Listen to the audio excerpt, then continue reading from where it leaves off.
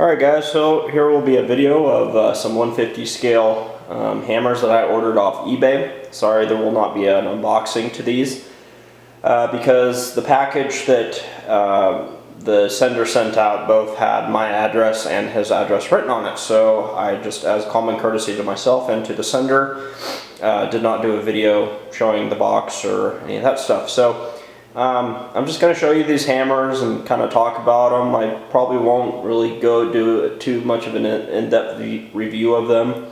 But anyway, starting off, as you can see on my 330, I have a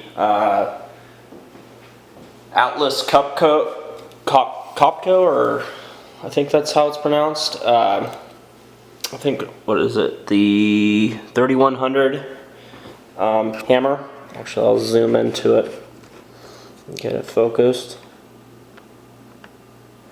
As you can see, it's the only, the maker who makes these hammers, it's the only 30-ton hammer that at least he was selling that would fit any 30-ton excavator. And he made it for the 330DL. So it has a quick coupler on it, or it fits the quick coupler. Obviously, I didn't have to modify my excavator, you know, take the quick coupler off or anything in that way, you know. So it's pretty nice. It pops right off, as you can see. It's all metal, and it's got a lot of fine detail in it. It's got the AtlasCopco logo on it, and it says HB4100 dust on the side, and the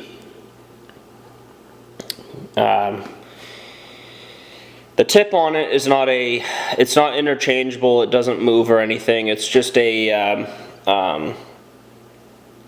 chisel tip. It doesn't have a point or anything, so it's just all of them are chisel tips. So I ordered that one for the 330DL, and I can't remember what I got it for. The guy that I bought it from was from Britain, and I bought him off eBay. It was at an auction, so luckily I was able to win all of these attachments that I wanted, at least. So yeah, so that just so you can see it, you know, there's the quick coupler. It just slides onto the pin, basically, and then the hooks snap into the screw, and then boom, there you go. There's your breaker on for the 330DL. It's very simple to install. Something that I probably will do is right here are supposed to be auxiliary lines running from the hammer to the auxiliaries up on the stick of the excavator. So I'll probably buy a real thin sort of wire and try to model that on there. But anyway, so that's the 330DL AtlasCopco 3100 hammer for the 30-ton excavator range. So the next hammer that I'm going to show you is a monobart V65 hammer for either a 60 to 80 ton range excavator. And if you guys have seen my model videos from a while back, my collection videos, you know that I have 365, a Motor Art Volvo EC700, I believe it is, and a 870 Hitachi. Those are in storage, so this hammer will not be able to be fitted on those models. However, when the North Scott 390F, I believe it is, comes out, I will definitely be mounting this hammer to that model, because especially online, as I look at a lot of hammers that are either this one or similar, you know, other manufacturers within this tonnage range, I see a lot of Cat ME excavators, you know, 385s or 390s that are running this breaker, or even Volvos too. But most of the time they're all running an ME configuration excavator on these, because usually they're used for quarry applications, and it just makes sense to have, you know, an ME for any sort of quarry, and with the hammer. So just to show you the hammer, it says V65 on it, and it has a little tiny graphic Ingersoll Rand on top. It has a lifting eye, and you can see all the wear plating in detail. And how it mounts is you have to drill out your pins that connect the bucket, and then these screw out, and then you just screw them into the linkage, and then there's your hammer. And again, once the 390 comes out, I'll mount this and probably run auxiliary lines to kind of give it more detail. But you can kind of see there's your chisel tip. It's big, a lot bigger than you know, like for example, there's a size comparison. Here's the this is a 40-ton class breaker from AtlasCopco, but you can kind of see the chisel tip different size. So yeah, so that's that breaker, and so it's really nice.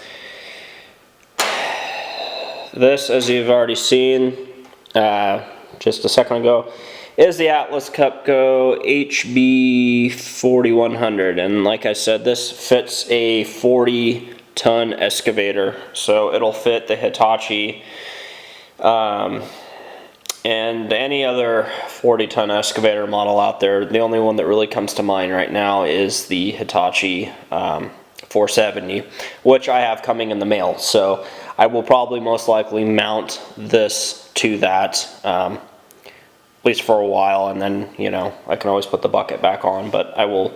This breaker will probably be mounted to that model. So, and like the 3100 AtlasCopco breaker I have on the 330DL, it's about the same. You know, you've got lifting eyes right here. Here are your these are plates, kind of, because when they do demo, you know, you break concrete or asphalt or whatever, and then a lot of times you'll see the operator, he'll knock concrete out of the way so that he can get to where he needs to break next. So he uses this, these are kind of like bumper plates that, you know, allow him to move concrete and shit around. So anyway, so this mounts, this doesn't have a quick coupler obviously either. This, you have to drill out your pins to your linkage, and then these screws go through, and then you can mount your hammer to your excavator. So this is my 40-ton excavator hammer. And then this one is my 20. This is an MPK GH9 breaker. All the other three breakers that you saw were made out of metal. This one is made out of plastruct. I'm not too sure why. You know, he did metal, a metal run, and then this one he did in plastruct, but it's still, regardless, it has really good detail, and it is light, so, you know, it's not gonna, you know, if you lift up the excavator boom or stick, it's not gonna like be too much weight that it, you know, forces the stick or boom down. So that's the nice thing about it. It still has, it says NPK GH9 there, and as far as this side, it's pretty plain. And then the inside of the breaker, I don't know if you can see that, but even though he did build it out of plastruct, he did put a lot of detail right there in between the hammer, so it's good too. It like the other hammers, it has a chisel bit, and it doesn't move. The hammer tip doesn't move up or down. So, but regardless, these are not really nice hammers that I have purchased.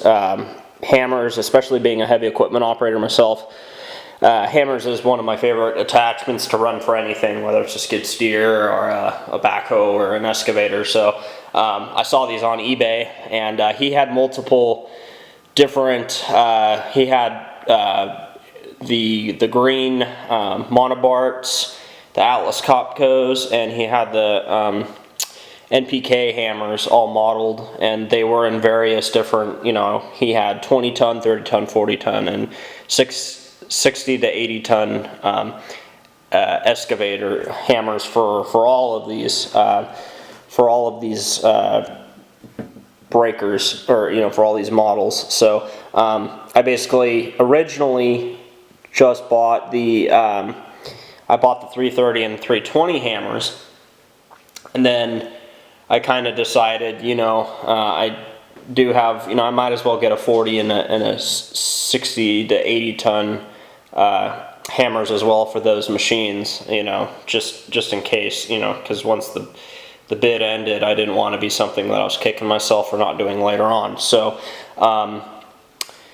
yeah, that will conclude this kind of showing slash review slash just everything about these hammers. I don't know if you're interested in purchasing them.